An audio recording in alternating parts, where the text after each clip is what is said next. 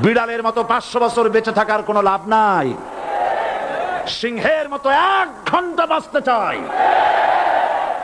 আমাদেরকে বলা হয় সাম্প্রদায়িক উস্কানিমূলক কথা নাকি আমি বলি, পত্রপত্রিকা দিছে না তারা, সাম্প্রদায়িক উস্কানি কথা, সাম্প্রদায়িক উস্কানিমূলক কথা বলি, সেই জন্যই বোধহয় শত শত মুসলিম আমাদের কাছে এসে মুসলমান হয়।